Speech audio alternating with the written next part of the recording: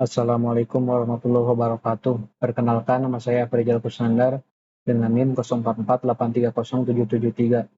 Dalam video ini saya akan mengerjakan tugas kedua pada mata kuliah pemrograman berbasis web.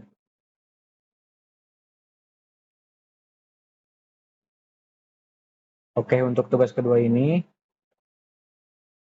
melanjutkan tugas yang pertama kemarin, yaitu untuk membuat aplikasi website berbasis Vue.js sebagai framework yang digunakan sepanjang pengerjaan tugas praktik kedua, sehingga data-data yang dibutuhkan tidak dibaca melalui database, tapi melalui JS file sebagai data dummy yang akan dilampirkan bersamaan dengan tugas praktik ini.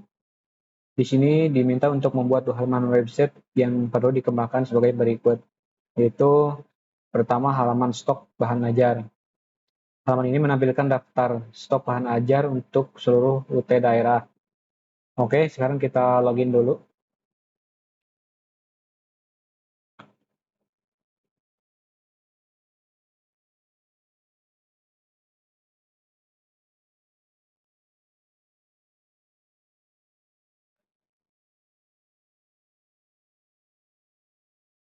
Ini adalah tampilan halaman stok bahan ajar ya.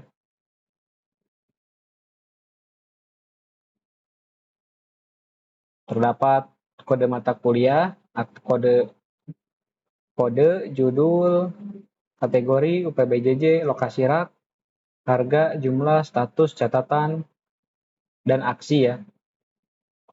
Aksi ini digunakan untuk mengedit stok bahan ajar atau data bahan ajar, dan kemudian ada juga fitur untuk menghapusnya. Nanti kita coba ya. Berarti ini sudah sesuai ya. Oh iya, dan ini semua dari kode judul, kategori, sampai catatan HTML terdapat pada stock.js ya. Ini. Oke, sudah sesuai ya. Dari kode, judul, kategori, UPBJJ sampai catatan HTML ini sudah terdapat pada halaman informasi stok bahan ajar. Selanjutnya yaitu terdapat fitur untuk mengedit stok data bahan ajar. Kita coba untuk tambah bahan ajar ya. Misalkan kodenya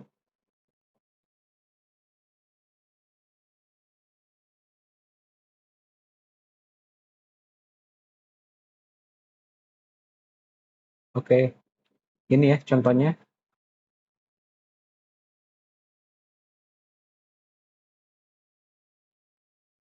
Nah, ini juga bisa diedit ya.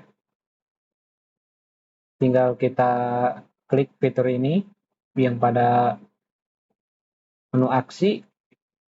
Di sini juga bisa diedit untuk mengganti judul, terus kemudian mata kuliah wajib atau praktiknya, dan semuanya bisa diganti di sini ya. Oke, selanjutnya terdapat fitur untuk melakukan filter dan sort data stock. Silakan menggunakan elemen select atau radio atau checkbox. Dan juga terdapat filter stok berdasarkan UT terdiri dari seluruh UT daerah dan daftar setiap UT daerah.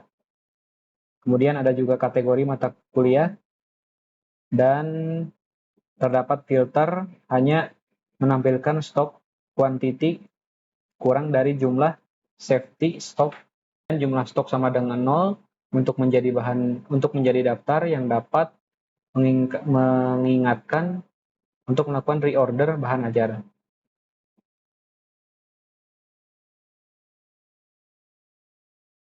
Untuk filter ya, di sini bisa kita coba pilih UPBJJ Jakarta misalkan, semua kategori mata kuliah wajib, dan urut berdasarkan judul. Oke, sesuai ya. Dan juga ada tombol untuk reset. Kemudian di sini juga ada pilihan ya, untuk menampilkan stok menipis atau yang kosong. Contohnya seperti ini. Untuk status ini, apabila si jumlah kurang dari 10, maka akan menampilkan menipis. Dan apabila lebih dari 10 akan menampilkan status aman, dan apabila kosong akan menampilkan status kosong. Oke, kita coba ya. Kan ini 7. Nah, untuk statusnya menjadi menipis. Kemudian kalau untuk kosong, maka statusnya akan berubah menjadi kosong.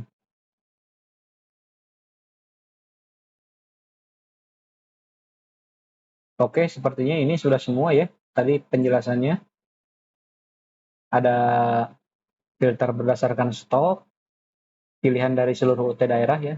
Kemudian ada juga kategori mata kuliahnya. Dan juga tadi ini ada filter jumlah atau stok yang apabila kurang dari 10 maka menipis, apabila jumlahnya 0 maka kosong. Kemudian apabila lebih dari 10 maka statusnya akan aman. Sudah sesuai ya dengan ini. Dan juga di sini ada fitur untuk di set ulang atau reset ya. Ini. Nah, ini untuk filternya.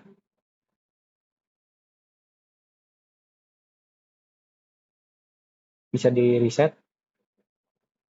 Oke, mungkin ini sudah sesuai ya.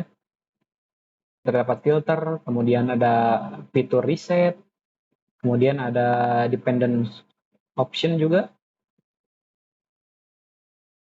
Dan kemudian untuk menampilkan status ya dari stok bahan ajar ini. Oke. Dan juga ini terdapat fitur untuk menambahkan bahan ajar ya. Ini. Selanjutnya untuk tracking DO ya. Tracking DO ini untuk menampilkan halaman untuk tracking status pengiriman DO. Nah, di halaman tracking delivery order ini menerapkan penggunaan framework Vue.js juga ya. Kemudian ada fitur input delivery order yang baru berikut data field yang harus diisinya. Ada nomor DO, kemudian ada tahun berjalan, kemudian ada sequence number. Ini untuk tracking pengiriman. Untuk nomor DO ini udah otomatis. Ini juga terdapat di tracking.js ya. Nah, apabila kita menambah DO baru, maka si nomor DO ini yang paling ujung akan otomatis menambah sendiri ya. Berhubung ini sudah ada 0001, maka untuk selanjutnya adalah untuk 0002. Kemudian kita coba saja ya untuk memasukkan nama dan NIM saya.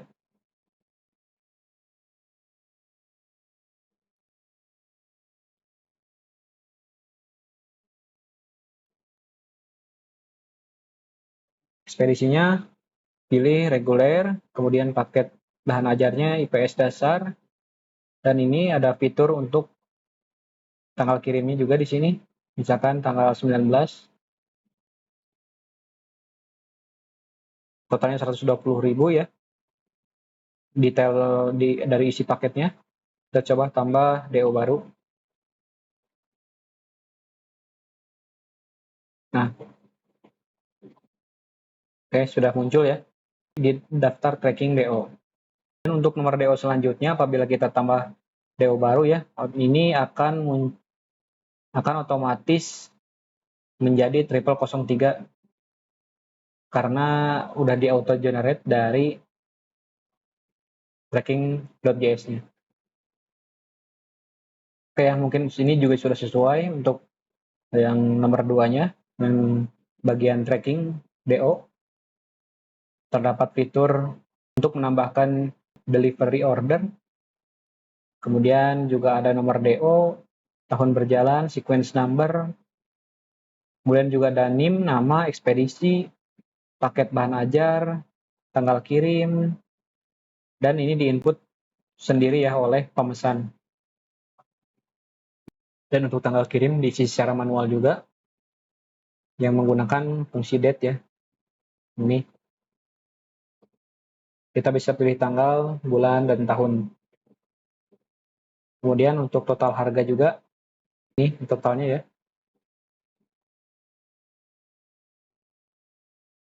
Oke, mungkin sudah tersampaikan ya untuk soal nomor 2 tentang tracking delivery order.